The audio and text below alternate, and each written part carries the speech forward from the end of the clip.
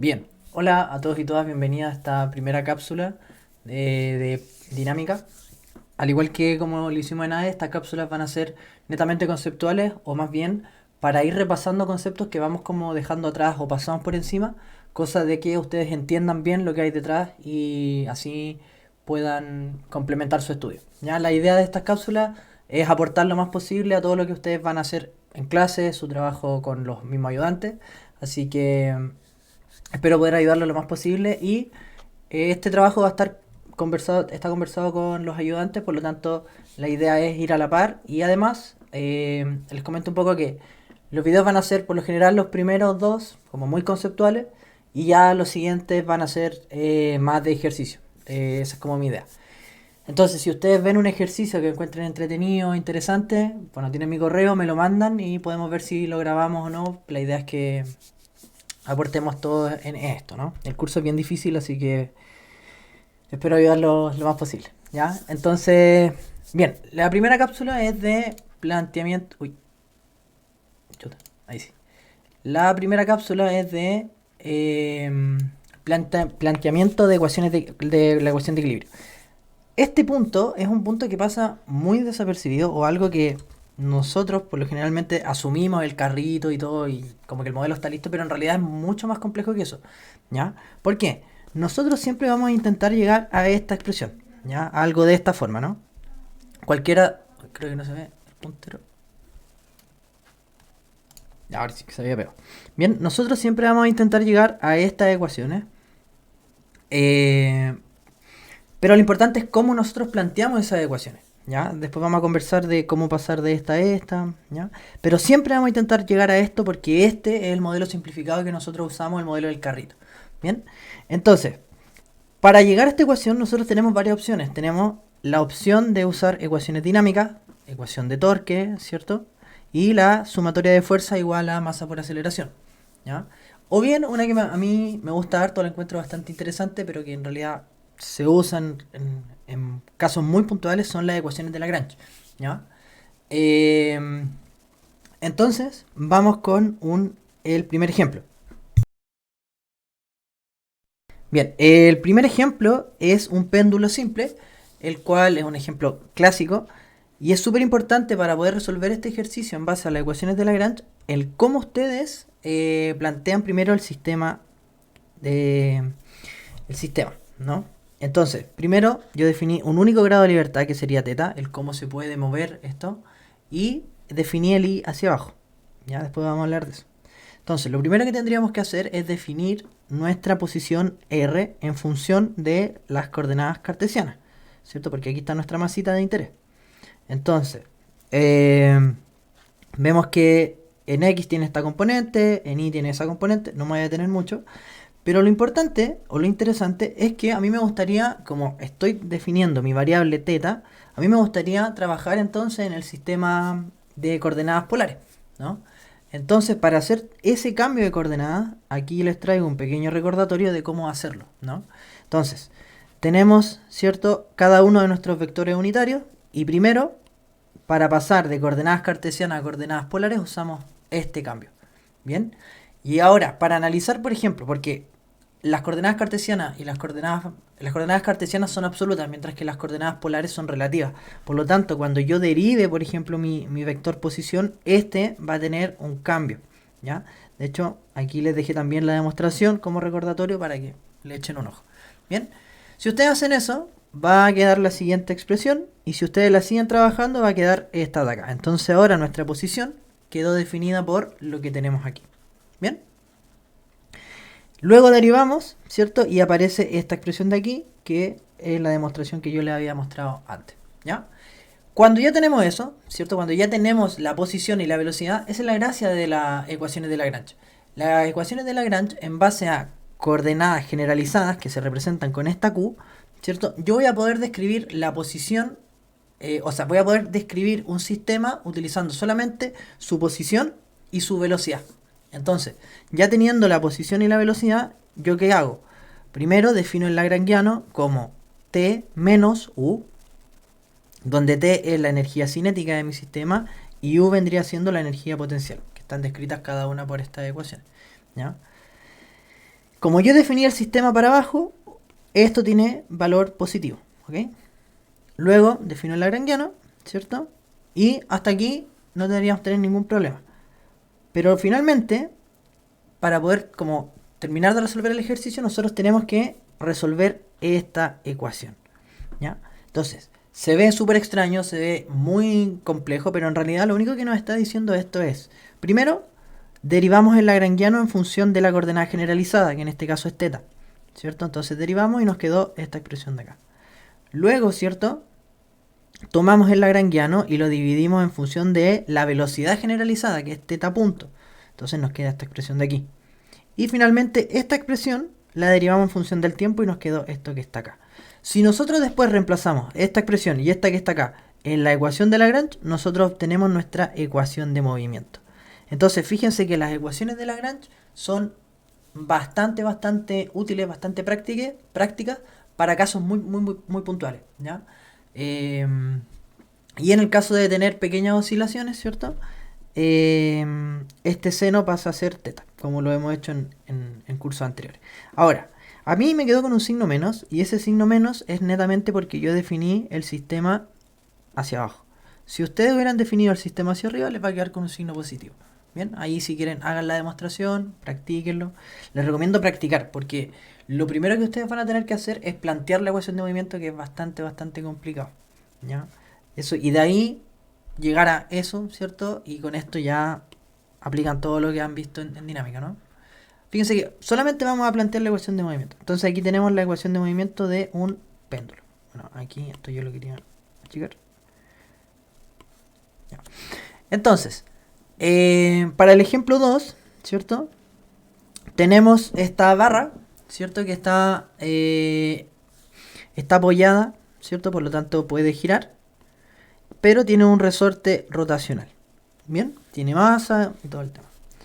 Entonces, este sistema ya se me complica un poco más, ya no estoy hablando de cosas puntuales, por lo tanto lo que yo debería hacer, y aquí lo dejo a criterio de ustedes, es que utilicen siempre, vayan utilizando las ecuaciones de la manera en que plantear el modelo sea lo más fácil posible. Si aquí uso Lagrange, tal vez me complique un poco más. En cambio, yo por ejemplo, usé la ecuación de torque, ¿no? Entonces, si yo utilizo la ecuación de torque, ¿qué voy a tener? Voy a tener mi diagrama de cuerpo libre, donde ¿cuáles son las fuerzas involucradas? Voy a tener la fuerza provocada por el resorte rotacional, que es K por teta. Voy a tener la fuerza peso, que va a ser mg, ¿cierto?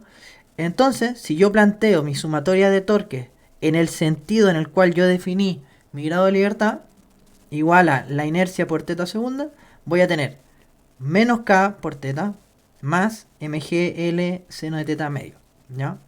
Igual a la inercia por teta segunda, ¿vale? Entonces fíjense que al plantearlo así, ¿ya? Yo también dejé lista mi ecuación de movimiento, y si nosotros aproximamos a pequeñas oscilaciones, esto también me va a quedar con teta, ¿no? ¿Ven? Ya planteamos también la ecuación de una manera bastante práctica, bastante sencilla, utilizando ahora la ecuación de torque. ¿Ya? Entonces, como les mencioné al principio, vamos a usar ejemplos bastante sencillos para intentar explicar y ver los tipos de ecuaciones que ustedes pueden usar. Y después quiero concluir algo que es bastante útil. Bien, y ya aquí nos metemos en un ejemplo más interesante, que es un ejemplo más asociado a las cosas que hacemos en la carrera. Tenemos un marco, ¿cierto?, axialmente indeformable. Ya, entonces, antes de pasar a la parte dinámica, nosotros tenemos que ver que nos están diciendo que es un marco axialmente indeformable, que no es lo mismo que un marco con elemento losa infinitamente rígida, ¿ya? El marco axialmente indeformable va a tener 3 grados de libertad, ¿cierto? 2 asociados al giro y 1 asociado al desplazamiento horizontal. Mientras que el elemento la losa infinitamente rígida, que es esta, va a tener un único grado de libertad. Entonces, si nosotros estamos en el caso de acá a la derecha, las columnas solamente van a aportar rigidez a mi estructura, y por lo tanto mi K equivalente, que es lo que a mí me interesa, va a ser cuánto aporta la columna 1 en la dirección de 1 y cuánto aporta la columna 2 en la dirección de 1. Si yo sumo ambas, me va a dar el K equivalente. Bien, eso es bastante práctico. Ahora, si a mí no me dicen que la losa es infinitamente rígida, yo voy a tener que utilizar condensación estática, ya que fue lo último que vimos en AE. Entonces, ¿cómo se hacía esto? Yo me fijo que tengo este grado de libertad, este grado de libertad y ese único grado de libertad. Pero al giro, ¿cierto? Por ejemplo, al giro de este lado va a aportar rigidez, recuerden eso. ¿Quién me aporta rigidez? Lo que hablamos una vez. Aportaría la columna al giro y la viga aporta el giro también. Pero en la dirección de uno solamente aportan las columnas. Entonces me quedaría este modelo. Entonces si nosotros planteamos el K global, nos va a quedar esta expresión de aquí. Pero como nosotros estamos trabajando, ¿cierto? En dinámica en este momento con un único grado de libertad, no nos sirve esta expresión, por lo tanto lo que tendríamos que usar es condensación estática. Y aquí les dejé, igual que para el certamen de AE, ¿cierto? Toda la expresión, la fórmula, ¿cierto? Y lo que ustedes deberían hacer para poder llegar a el K equivalente, que en este caso sería este que está aquí. ¿Bien? Pequeño recordatorio de AE. Y ahora sí pasamos al modelo dinámico, que de un marco.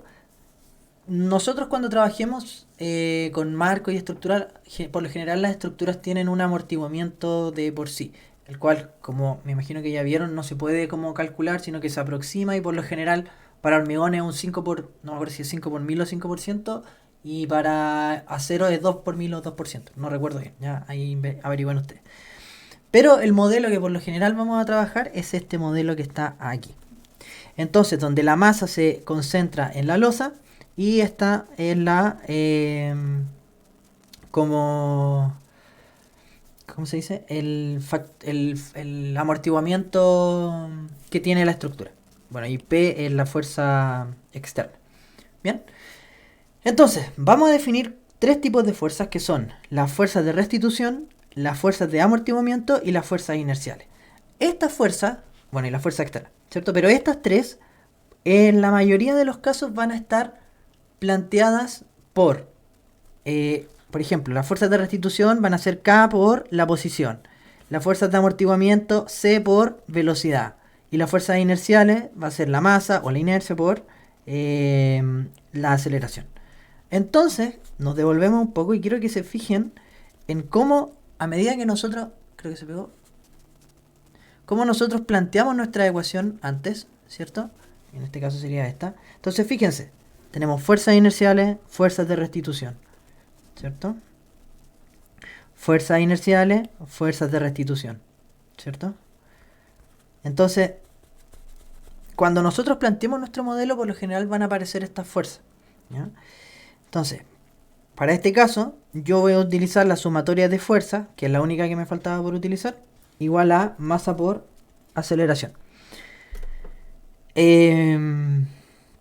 Entonces, la ecuación de movimiento sería fuerzas de restitución más fuerzas de amortiguamiento más fuerza externa igual a masa por aceleración, que en este caso serían nuestras fuerzas inerciales, ¿cierto? Las fuerzas de restitución y las fuerzas de amortiguamiento van a tener signo negativo porque se van a oponer al movimiento que yo esté intentando inducirle a mi sistema, ¿ya? Y entonces la ecuación, finalmente, si despejamos, nos quedaría de esta forma, que es lo mismo que estábamos buscando al principio. Ahora, lo que es súper importante es que hasta el momento yo no he planteado el carrito, ¿cierto? En ningún momento he planteado el carrito. ¿Y por qué? Porque el carrito recién se plantea cuando ustedes tienen la ecuación puesta de esta forma. Bien, entonces, estos sistemas que nosotros hemos estado, de los cuales les he mostrado cómo plantear la ecuación de equilibrio, la ecuación de movimiento, perdón, estos sistemas nosotros los vamos a modelar a través de el carrito, ¿ya? Que es el... se me olvidó el nombre, ¿ya? Pero tiene un nombre muy conocido. Ya, no me acuerdo, da lo mismo. Ya, pero este modelo, ¿cierto? Nos va a permitir a nosotros resolver, ¿cierto? Una ecuación de forma como predeterminada, que es lo que vamos a hacer en el próximo video. Y es a lo que ustedes deberían llegar, ¿ya? Entonces fíjense que si yo planteo esta idealización, este modelito, ¿cierto? Voy a tener, por ejemplo, este está representando un marco de un único piso, ¿cierto? Donde la masa está concentrada en la losa, ¿no? Entonces, voy a tener las fuerzas de restitución, en este caso, brindadas por las columnas y, bueno, en la losa, dependiendo si ustedes están en un marco axialmente deformable o marco rígido, ¿ya? y el damping que tiene la estructura. Y la fuerza externa, ¿no? Entonces, si yo veo el diagrama de cuerpo libre, ¿cierto? Vean, las fuerzas de restitución van a tener sentido contrario al movimiento, las fuerzas de amortiguamiento también, y la fuerza a la cual yo estoy sometiendo mi estructura, ¿cierto? En el mismo sentido del desplazamiento. Y por lo tanto, si yo hago sumatoria de fuerzas, me va a quedar la misma expresión que teníamos antes. Entonces, lo importante de esto, o la gracia de esto, es que ustedes, antes de empezar a ver frente a qué caso están, ustedes tienen que entender cómo plantear la ecuación de movimiento. Eso es súper importante. Entonces, ¿qué les voy a recomendar? ¿Ya? Por ejemplo, si quieren analizar, me voy a agrandar un poquito porque eso sería lo que vamos a conversar hoy. Entonces, ¿qué les quiero mostrar? Si ustedes quieren, por ejemplo, practicar el tema utilizando ecuaciones de Lagrange, Landau, muy bueno, ¿ya? Se los recomiendo para que le echen un ojo. Por ejemplo, aquí tiene varios ejercicios resueltos de cómo plantear la ecuación de movimiento para distintos casos, ¿no? Bueno, ahí ojalá que también le puedan tomar pantallazo, ¿cierto? A los distintos ejercicios, ¿no? El Landau.